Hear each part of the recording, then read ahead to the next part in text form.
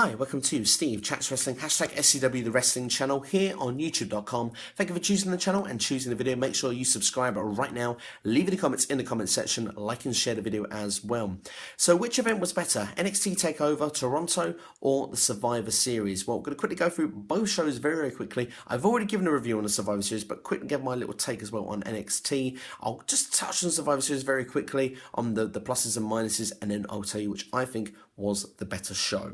So NXT Takeover Toronto, start with that first because it was the first show that was done on a Saturday evening. Simplicity booking sometimes is the best booking. Do you know what?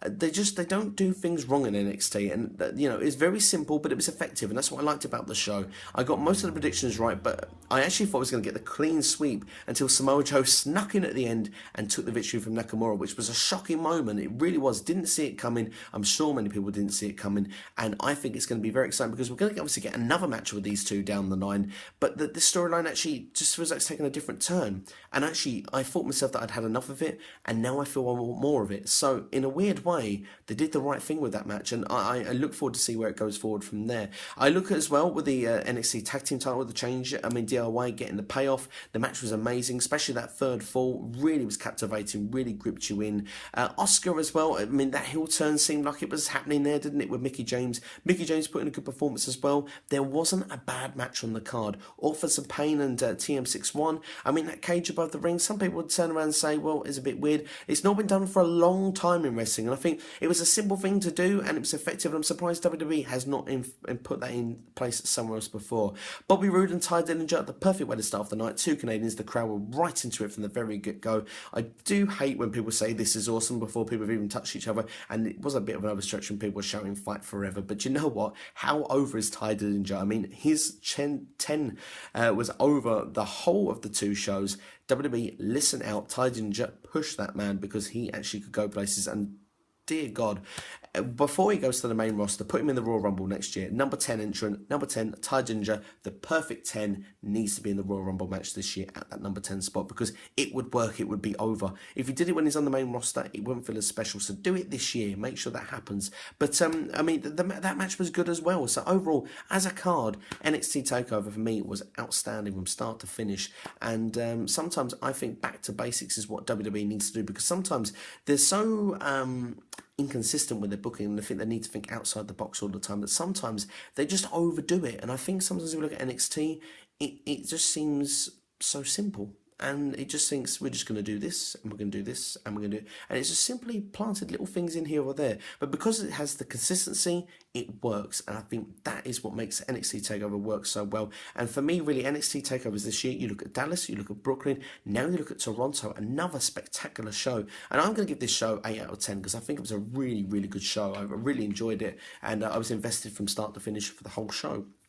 Survivor Series, I've already given a review on Survivor Series already, but I'll quickly touch on everything very quickly. The women's match was different. It was different to what I expected. Perhaps a bit messy in places. Eliminations that I didn't expect in the way they were done. Nia Jax actually tapped out on an elimination. Becky Lynch, of course, was the sole survivor, well, the last surviving SmackDown, which I expected. I didn't expect Nikki Bella to not be in the match. I didn't expect Sasha Banks to be rolled up. I didn't expect Alicia Fox to actually get a pinfall in the match, and that was the biggest surprise of all for me. Alicia Fox picking up the first pinfall of the match, but I mean, Raw picked up the victory, and I expected that. I expected Charlotte, I expected Bayley to be at the end, I expected Sasha to be with her. That didn't happen.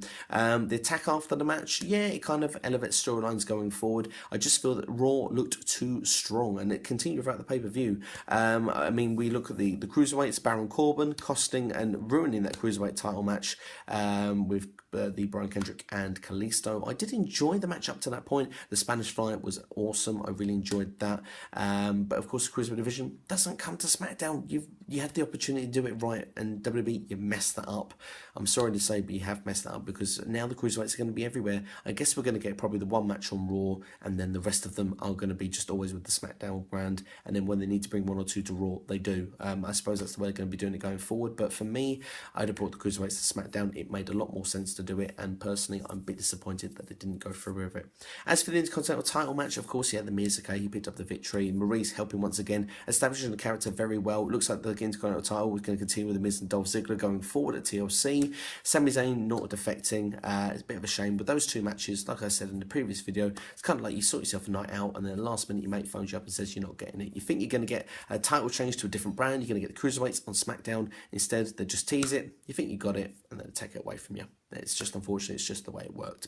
For the tag teams, like I say, it was again a bit messy, a bit different than what I expected, but this match was kind of more invested in it. The New Day had been eliminated so quickly, it was like I wanted to predict, I knew they wouldn't win, and yeah, it seems to be a good move, that one. I enjoyed that move. With the last two teams as well, the Usos against Sheamus and Cesaro, didn't expect them to be the last two teams in there, but they've definitely done well. Didn't expect Raw to win, but they did, and it was actually, I was invested, I liked it. Survivor Series, it did feel important, and that's what I liked about it. The men's match was fantastic. I enjoyed it. It was messy in a couple of places, but the way that Braun Strowman was eliminated, you looked at the Shield moment with the table, AJ Styles and Dean Ambrose not getting along for the whole match. Shane's elimination, of course, a shame of what happened. I've explained it in the last video. You know, he is okay, but not know if it's a concussion or not. We'll know more later in the week. Hopefully we'll know more by SmackDown. As well as that, you know, the Goldberg and Lesnar thing, wow, I mean, Jesus. We're going back to the previous match. I didn't even say the winners, did I? But that RKO, we were on Seth Rollins as well. But of course, Bray Wyatt and Randy Orton pick up the victory for the Survivor Series team for SmackDown. And yeah, that was good. It was good to see SmackDown finally get a rub because Raw was picking up a lot of the wins in the night.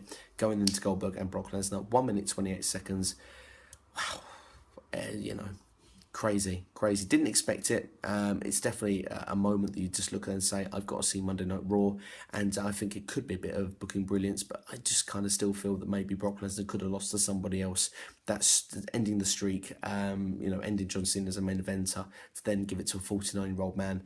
Not so sure. Even if it'd been given to Roman Reigns, I still think that probably would have been better than Bill Goldberg, but that's just my personal opinion. But I'd have liked to have gone someone, I mean, Kevin Owens, for example, that would have really put Owens on the map, and then he would have really felt important with that Universal Championship. But it's not to be. It's Bill Goldberg's for the now time being. Of course, it looks like he's sticking around for a little bit more time. But then looking at then as Survivor Series as a whole, I thought it was enjoyable. It felt important. I do think some of the booking decisions were a bit weird, but on the whole, I think the show was all right.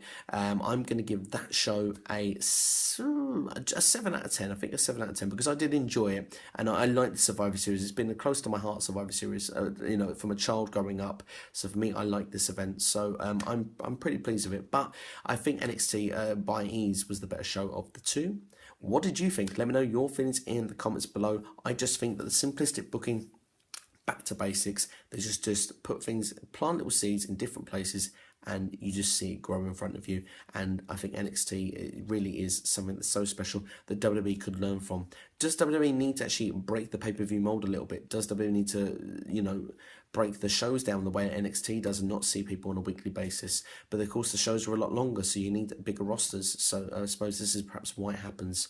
But let me know your feelings in the comments below, and maybe, just maybe, should some of these people on NXT already be in WWE, or would they be wasted if they were in WWE? Let me know in the comments right now. Subscribe if you haven't already. You've been watching Steve Chats Wrestling, #SCW, the wrestling channel here on YouTube.com. Thank you for watching. NXT Takeover Toronto wins for me. Let me know your feelings right now in the comments below. Take care. I'll see you next time.